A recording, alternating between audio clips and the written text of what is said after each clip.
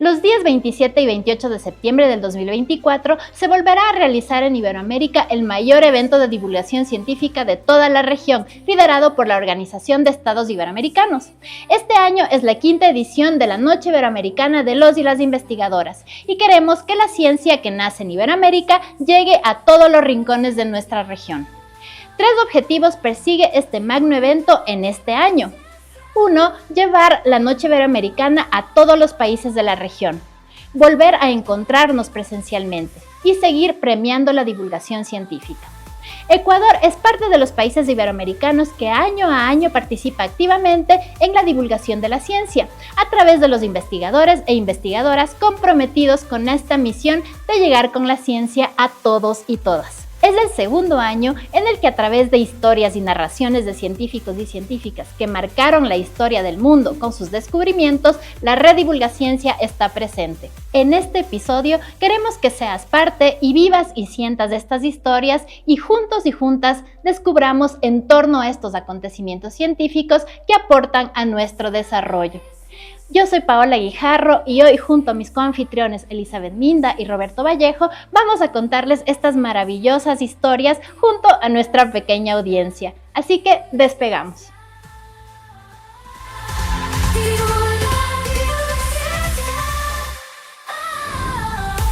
Agudiza tus sentidos, porque Estación Divulgaciencia está por despegar. Hoy levantamos el telón de un montón de ideas que te harán alucinar. Únete a la tripulación mientras despegamos al infinito y más allá del conocimiento. ¿Listos para la cuenta regresiva? 5, 4, 3, 2, 1. ¡Comenzamos!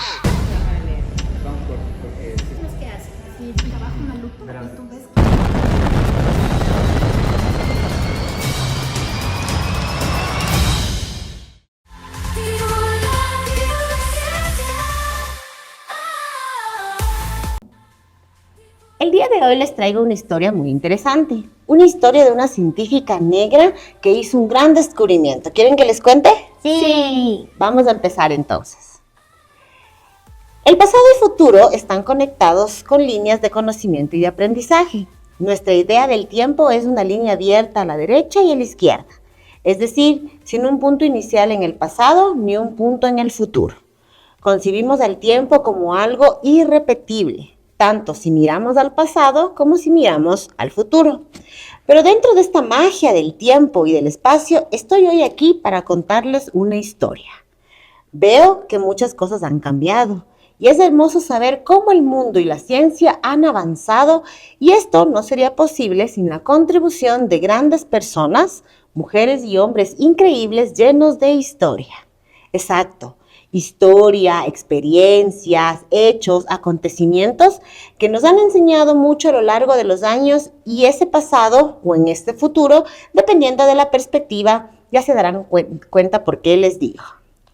Deben ustedes saber que detrás de muchos descubrimientos hay grandiosas mujeres, y en esta ocasión les contaré de una de ellas, pues a diferencia de algunos que piensan que las historias no pueden cambiar al mundo, yo pienso que es todo lo contrario. Antes de iniciar, quiero preguntarles, ¿cuántas mujeres negras que cambiaron el mundo ustedes conocen? ¿Conocen algún nombre? Un silencio incómodo, ¿cierto? No se asusten, a veces pasa. Pero hoy yo quiero romper con ese estereotipo del científico y demostrar que independientemente del género o de la raza, todos somos capaces de cambiar el mundo. Me presento, yo soy Alice Ball. Nací el 24 de julio de 1892. Fui una química estadounidense y comencé mi formación en química farmacéutica en la Universidad de Washington. Y después viajé a Hawái para estudiar en la Universidad de Hawái, donde marqué 2 hitos importantes, ya que me convertí en la primera persona afroamericana y la primera mujer en obtener un título de máster en esta universidad. Después de obtener mi título en la Universidad de Hawái, me contrató como profesora de química. Y de nuevo fui la primera mujer y la primera afroamericana en obtener ese puesto. Increíble, ¿cierto? Fue en ese momento cuando comencé a trabajar por lo que sería recordada durante muchísimos años después. Antes de eso, como bien saben, a medida de que los humanos empezamos a organizarnos en sociedades y a crear núcleos de personas y convivimos juntos, las enfermedades tomaron un particular protagonismo en la historia de la humanidad. Por ejemplo, a principios del siglo XX, cuando dirían ustedes así en mi época, una de estas enfermedades fue la lepra. ¿Han oído de esta enfermedad ustedes? La lepra, la cual se propagaba sin freno, causando problemas de salud pública para el que no encontraban más que la solución del aislamiento. Esta enfermedad atacaba el cuerpo y podía dejar a sus víctimas terriblemente desfiguradas. Incluso la policía a veces arrestaba a las personas que tenían lepra porque pensaban que eran malos y los encerraban en unos espacios que llamaron leproserías, que no eran más que lugares oscuros y sombríos, tenebrosos, donde las personas no tenían nada más que hacer que esperar la muerte. Un día conocí yo a un señor que se llamaba Harry Holman, un médico cirujano, asistente en un hospital de Honolulu, quien atendía a muchos pacientes con lepra. Él quería ayudar a estos pacientes, quería salvarles la vida. Él había leído mi tesis en el que me especialicé en un extracto de un principio activo y me contó sobre algunos posibles tratamientos que podríamos darles a estas personas. Por esta razón empecé a investigar esta enfermedad en 1873. Ya se había además producido para eso, sabíamos que esta enfermedad era producida por una bacteria. Ustedes saben cuáles son las bacterias, ¿cierto? Esta bacteria es la que producía la lepra. Entonces ya sabíamos que era ella y entonces yo empecé a especializarme en los principios activos que pudieran atacar a esta bacteria. Este medicamento con el que yo estaba trabajando se llamaba chaulmogra y era una especie de árbol que crecía en Asia. Se sacaba un aceite de color ámbar a temperatura ambiente que era semisólido y que presentaba un sabor un tanto ácido y un olor muy desagradable. Lamentablemente los resultados eran muy incoherentes. Por un lado podía aplicarse a la piel. Cuando obtenemos la bacteria se formaban unas ronchitas, entonces a los enfermos podían aplicárselo en la piel. Pero no era lo suficientemente efectivo, entonces lo que quisieron es inyectarlo. Pero como era muy sólido este medicamento, cuando se inyectaba en la piel dolía muchísimo. Entonces las personas no querían inyectarse este tratamiento. ¿Se imaginan ustedes lo que es inyectarse algo como un aceite? Debe doler muchísimo, ¿cierto? Entonces yo empecé a trabajar y a preguntarme cómo podría funcionar de mejor manera este medicamento. Es entonces cuando comencé a darme cuenta que mi experiencia y pasión en la química farmacéutica eran mis aliados. Desarrollé un método para extraer el principio activo de este aceite de chaulmogra y con ellos creé el primer remedio contra la lepra, soluble en agua y por eso fácilmente inyectable, con el cual podía aliviar y tratar a los pacientes que tuvieran esta enfermedad. Aunque este método no era una cura, sí fue un gran alivio para los enfermos de lepra y el único tratamiento efectivo hasta ese momento. Lamentablemente, durante mi investigación inhalé muchos gases tóxicos y entonces, porque en ese entonces no existían unas cabinas que me pudieran proteger, lo que terminó afectándome gravemente mi salud y en diciembre de 1916, con solo 24 años, fallecí, sin poder publicar mi investigación ni mi descubrimiento. De hecho, nunca pude aplicar las inyecciones a los pacientes y saber si funcionaban o no. Pero un compañero con el que yo trabajaba, Arthur Dean, presidente de la Universidad de Hawái, realizó esa parte de mi investigación. Y además publicó mis datos sin darme el crédito de la investigación que yo había hecho. Y aunque sea increíble, el método que yo creé, él lo llamó el método Dean, es decir, utilizó su nombre con mi investigación. Tuvieron que pasar décadas para que la medicina reconozca mi participación en la creación de la primera cura contra la lepra. Pero finalmente, en enero de 2007, la Junta de Universidad de Hawái honró mi trabajo con el más alto galardón y gané la medalla a la distinción. y con ello también una placa colocada en el único árbol de Chaulmogra que hay en esta universidad. De la misma forma, se creó una beca que la llamaron Beca Alice August Ball para estudiantes de la Universidad de Hawái graduados en Química, Bioquímica y Microbiología. Incluso ahora, cada 4 años, el 29 de febrero, Hawái celebra el Día de Alice Ball, la primera afroamericana y la primera mujer en graduarse de esta universidad. Recuerden que al inicio les hablé del pasado y del futuro, ¿cierto? Así iniciamos nuestra historia, ¿verdad? Pueden pensar que yo vengo del pasado y que ahora estoy en el futuro, o podemos pensar que el único tiempo que tiene vigencia es el aquí y el ahora. Así que con el objetivo de seguir cumpliendo con ayudar a las personas, ahora puedo a través de mi historia darles a conocer a ustedes que podemos hacer grandes cosas. Ahora cuando les pregunten si conocen a una mujer científica negra, ¿qué van a contestar? ¿Que conocen a quién? Alice Ball. A Alice Ball, muy bien.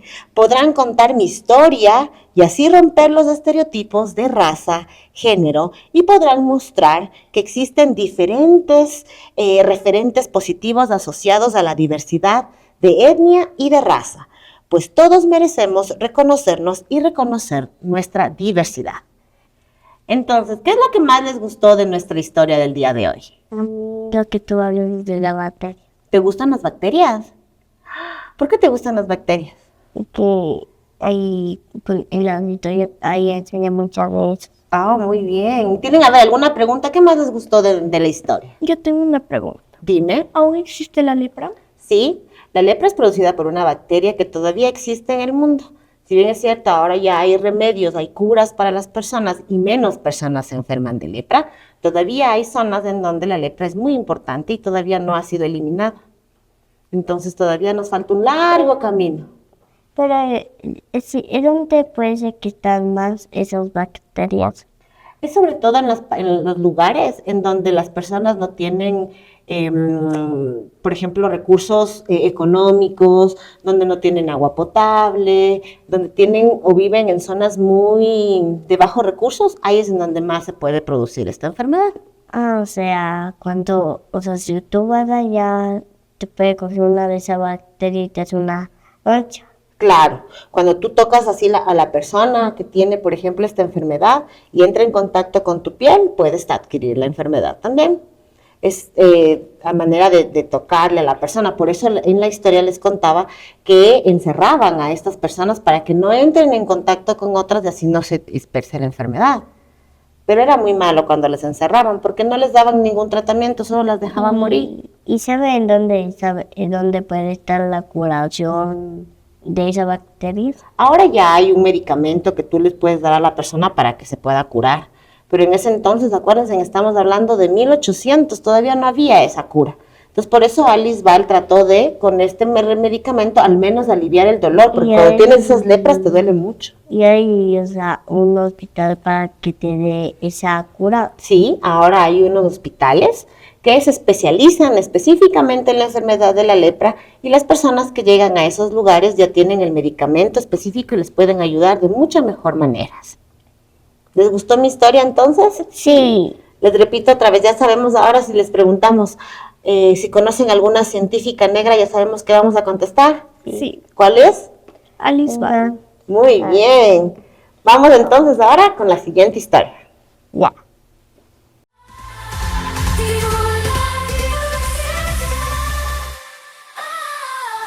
Agárrate, la estación Divulgaciencia vuelve después de esta pausa. No te vayas lejos que la aventura continúa.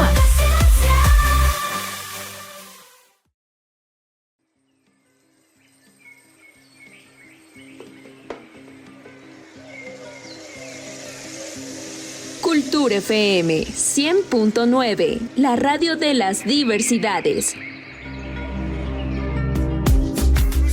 Desde los movimientos sociales en medio de la lucha.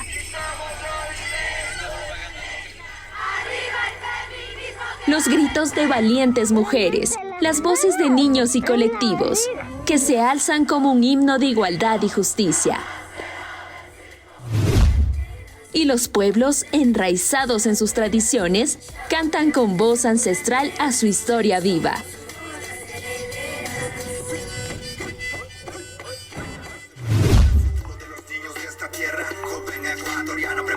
Los movimientos urbanos, vibrantes y rebeldes, llenando las calles de música y alzando la voz de sus luchas a través de su arte.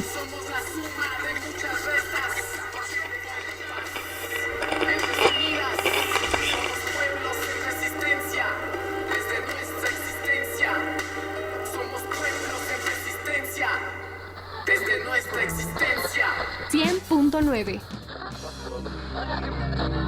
En esta sinfonía de diversidad y cosmovisión, la comunicación se alza como un puente de libertad, donde las voces diversas encuentran su espacio, tejiendo un tapiz de entendimiento y diversidad. Así somos, la voz de las luchas, donde la música y la palabra se entrelazan, donde la diversidad florece en cada nota y la cosmovisión se expande en cada verso, donde cada voz tiene un lugar y cada historia importa. Somos Cultura FM 100.9, la voz de las diversidades.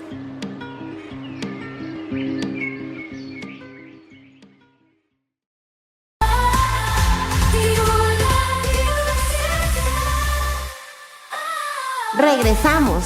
Nos embarcamos nuevamente hacia el asombroso universo de la ciencia y la tecnología.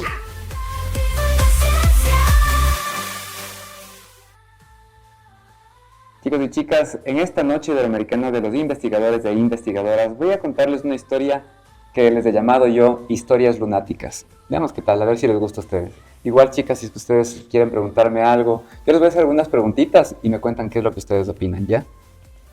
¿Cuántos de nosotros hemos visto al cielo en la noche y al menos hemos admirado el brillo de la luna?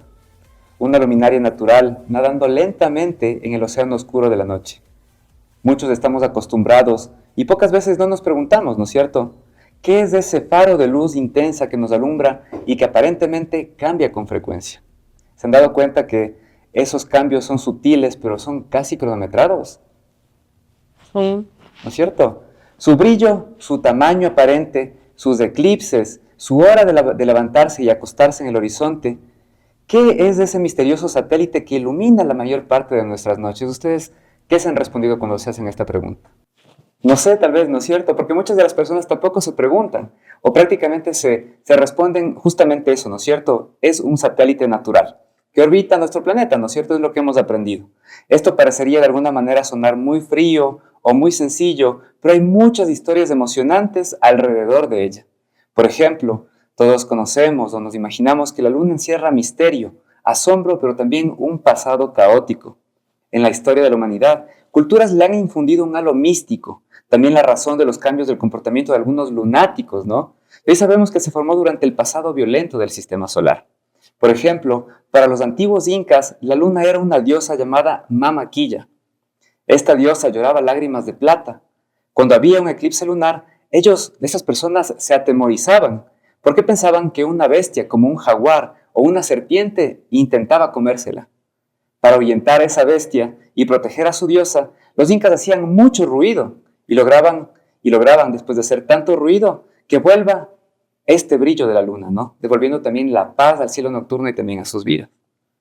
Ahora sabemos que esta bestia atemorizante que imaginaban los antiguos incas es la sombra de la Tierra que se proyecta sobre nuestra luna, cuando la Tierra se interpone entre ella y entre el Sol.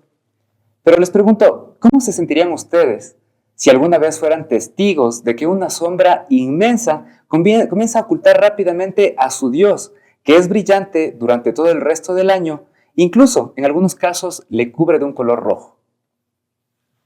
Wow, yo la verdad sí tendría full miedo. Un montón de miedo, ¿no es cierto? ¿Qué pensarías tú cuando le ves a la luna y cubierta de rojo?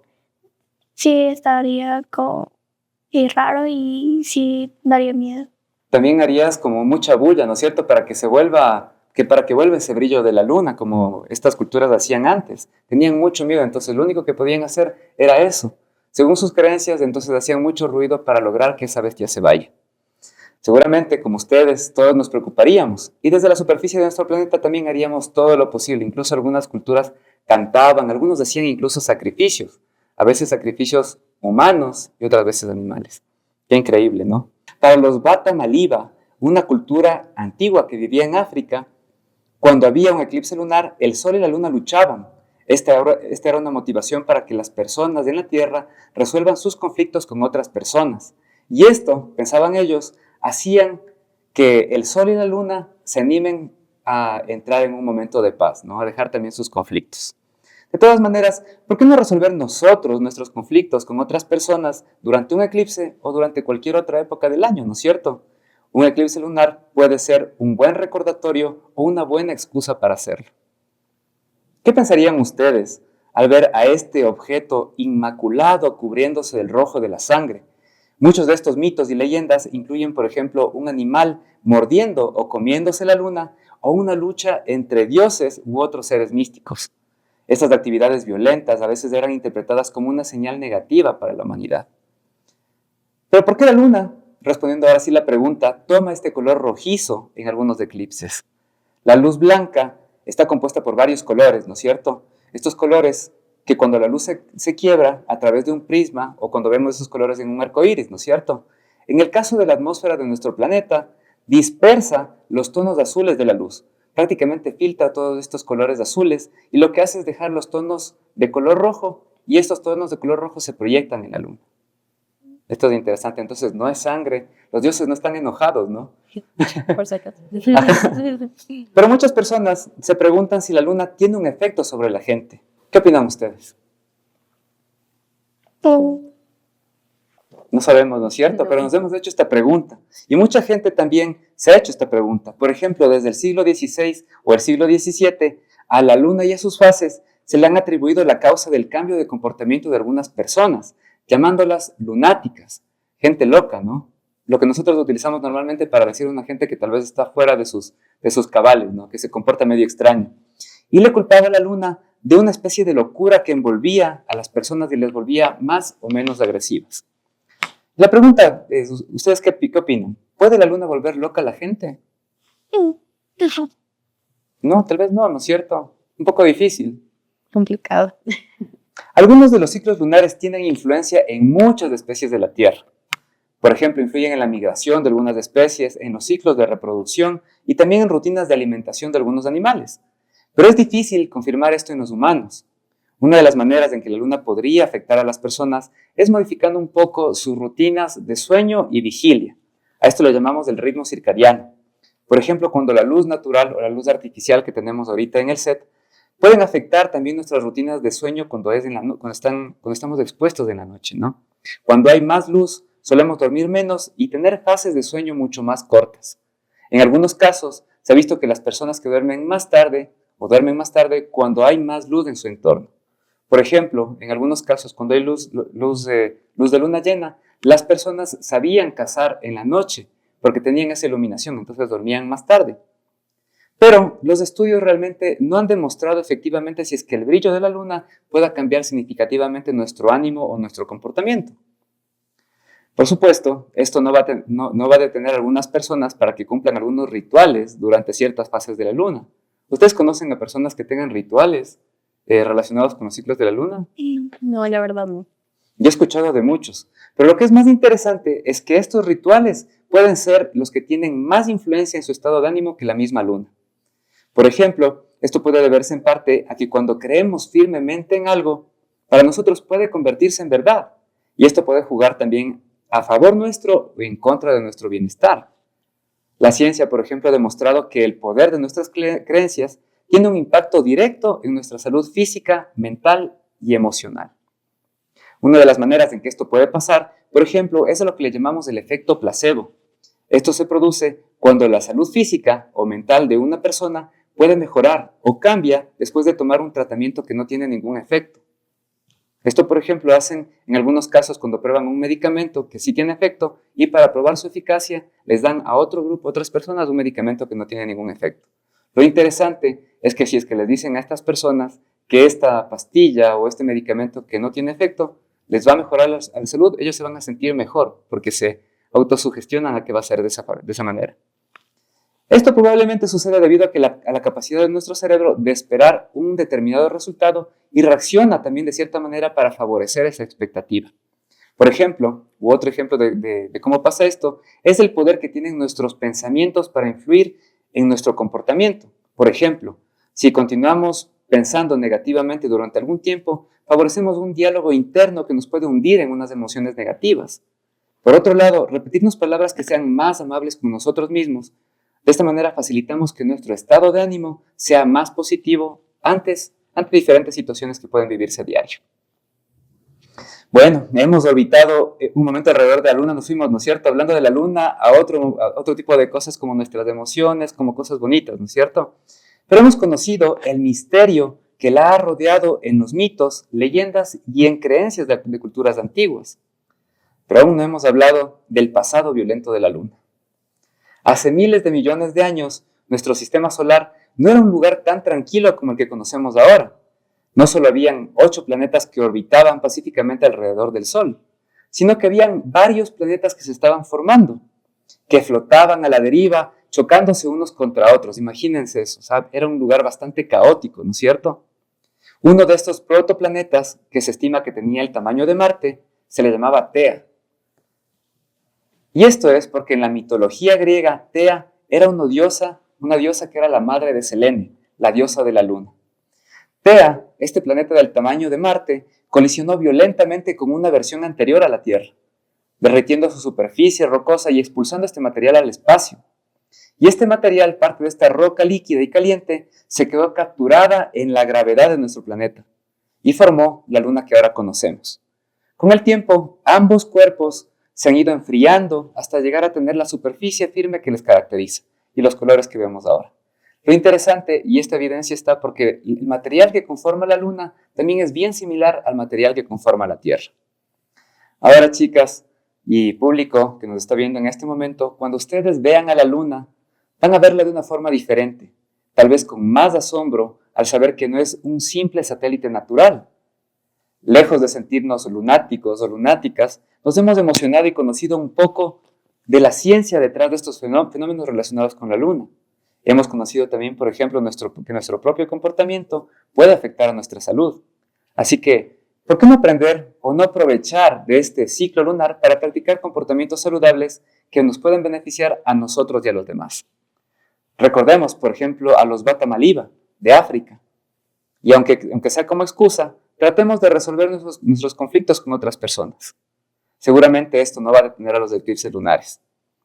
Pero sí, podemos explorar este conocimiento, ser más curiosos y también indagar en cómo estos comportamientos pueden beneficiar a nuestra salud y también a la salud de las personas que nos rodean. Seamos un poquito más curiosos porque es posible que además de descubrir estos hechos e historias impresionantes, podamos conseguir vivir en mayor armonía con todo lo que nos rodea. ¿Qué les pareció esta historia, chicas? Muy interesante. ¿Sabían ustedes estos datos sobre la luna, estos hechos? No, la verdad no. Qué increíble, ¿no? Sí. Parecería que este cielo es bastante quieto, ¿no es cierto? Que no pasa nada, pero al observar hacia el pasado vemos que las cosas eran completamente diferentes. Bueno. Uh-huh. ¿Qué tal, chicas? ¿Qué les pareció estas historias? Súper chéveres, ¿no es cierto? Fascinantes. Espero que a nuestros divulgadores científicos y científicas que nos vieron hoy también les haya gustado. Yo fascinada con la historia de Alice Ball, una científica negra que tuvo muchas contribuciones para el tema de la lepra, ¿no es cierto? Ahí aprendimos sobre los medicamentos y las bacterias que producen esta enfermedad y sobre todo de esta mujer científica que dejó este legado. También me encantó la historia del Robert, ¿no es cierto? Que nos llevó hacia la luna, nos cuenta sus orígenes también. Entonces, todas estas historias las hemos hecho en el marco de la Noche Iberoamericana de los Investigadores y las Investigadoras, en donde Ecuador está presente con la red Divulga Ciencia como todos los años. Este año Uruguay será el país anfitrión, así que esperamos que no se lo pierdan y que vean cómo los investigadores e investigadoras y quienes somos apasionados por la divulgación científica queremos llevar la ciencia a todos los rincones del planeta. Ha sido un gusto para nosotros compartir este episodio junto a mi pequeño pequeña audiencia también y a todos los que nos están viendo, y recuerden que pueden hacerlo a través de todas nuestras redes los sábados a las 18 horas y a través también de las redes de nuestros aliados OEI Ecuador y CUNA Ecuador. Y si se lo pierden, pues pueden escucharnos el domingo a las 10 de la mañana a través de Cultura FM 100.9. Soy Paola Guijarro, qué gusto haber estado con ustedes. Esperamos disfruten estas vivencias, estas historias científicas que son creadas con mucho cariño para ustedes. Hasta la siguiente semana. Chao, chicas, muchas gracias por estar acá.